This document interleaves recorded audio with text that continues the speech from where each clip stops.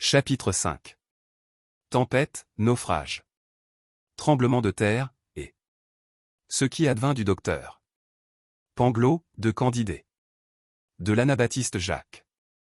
La moitié des passagers affaiblis, expirant de ses angoisses. Inconcevable que le roulis d'un vaisseau porte dans les nerfs aidants. Toutes les humeurs du corps agité en sens contraire, n'avaient pas même la force de s'inquiéter du danger. L'autre moitié jetait des cris et faisait des prières, les voiles étaient déchirées, les mâts brisés, le vaisseau entrouvert. Travailler qui pouvait, personne ne s'entendait, personne ne commandait. L'anabaptiste aidait un peu à la manœuvre, il était sur le tillac, un matelot. Furieux le frappe rudement et l'étend sur les planches, mais du coup qu'il lui donna, il eut lui-même une si violente secousse qu'il tomba hors du vaisseau. La tête la première. Il restait suspendu et accroché à une partie de mât rompu. Le bon Jacques court à son secours, l'aide à remonter, et de l'effort qu'il fit. Il est précipité dans la mer à la vue du matelot, qui le laissa périr sans daigner seulement le regarder. Candide approche, voit son bienfaiteur qui reparaît. Un moment et qui est englouti pour jamais. Il veut se jeter après lui dans la mer, le philosophe Pangloss l'en empêche, en lui prouvant que la rade de Lisbonne avait été formée exprès pour que cet anabaptiste s'y noyât. Tandis qu'il le prouvait a priori, le vaisseau s'entr'ouvre, tout périt à la réserve de Pangloss, de Candide, et de ce brutal de matelot qui avait noyé le vertueux anabaptiste, le coquin nagea heureusement jusqu'au rivage, où Pangloss et Candide furent portés sur une planche. Quand ils furent revenus un peu à eux, ils marchèrent vers Lisbonne, il leur restait quelque argent, avec lequel ils espéraient se sauver de la faim. Après avoir échappé à la tempête. À peine ont-ils mis le pied dans la ville en pleurant la mort de leur bienfaiteur, qu'ils sentent la terre trembler sous leurs pas, la mer s'élève en bouillonnant dans le port, et brise les vaisseaux qui sont à l'ancre.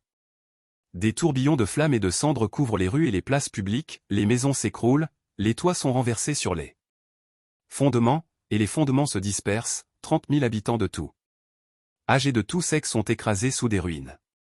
Le matelot disait en sifflant et en jurant, il y aura quelque chose à gagner ici. Quelle peut être la raison suffisante de ce phénomène, disait Pangloss. Voici le dernier jour du monde, s'écriait Candide. Le matelot court incontinent au milieu des débris, affronte la mort pour trouver de l'argent, en trouve, s'en empare, s'enivre, et, ayant cuvé son vin, achète les faveurs de la première fille de bonne volonté qu'il rencontre sur les ruines des maisons détruites, et au milieu des mourants et des morts. Pangloss le tirait cependant par là manche. Mon ami, lui disait-il, cela n'est pas bien, vous manquez à la raison universelle, vous prenez mal votre temps. Tête et sang, répondit l'autre, je suis matelot et né à Batavia, j'ai marché 4 fois sur le crucifix. Dans 4 voyages au Japon, tu as bien trouvé ton homme avec ta raison universelle. Quelques éclats de pierre avaient blessé Candide, il était étendu dans la rue et couvert de débris. Il disait à Pangloss, hélas.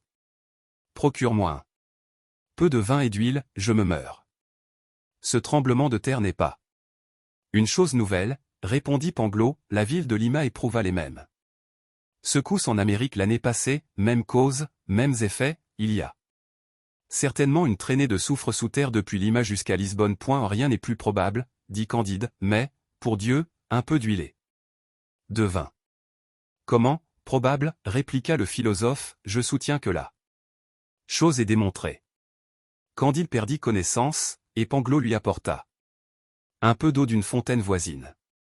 Le lendemain, ayant trouvé quelques provisions de bouche en se glissant à travers des décombres, ils réparèrent un peu leurs forces. Ensuite ils travaillèrent comme les autres à soulager les habitants échappés à la mort. Quelques citoyens, secourus par eux, leur donnèrent un aussi bon dîner qu'on le pouvait dans un tel désastre. Il est vrai que le repas était triste.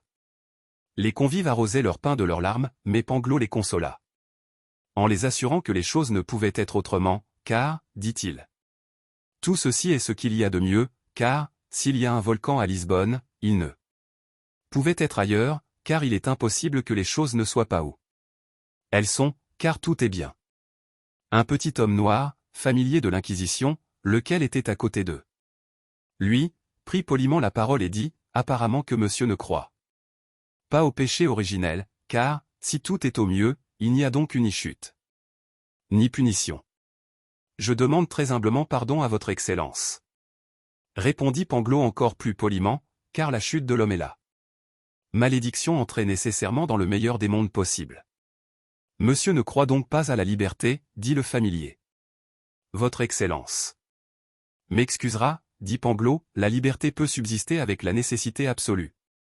Car il était nécessaire que nous fussions libres, car enfin la volonté déterminée. Pangloss était au milieu de sa phrase, quand le familier fit un signe de tête à son estafier qui lui servait à boire du vin de Porto ou d'Oporto.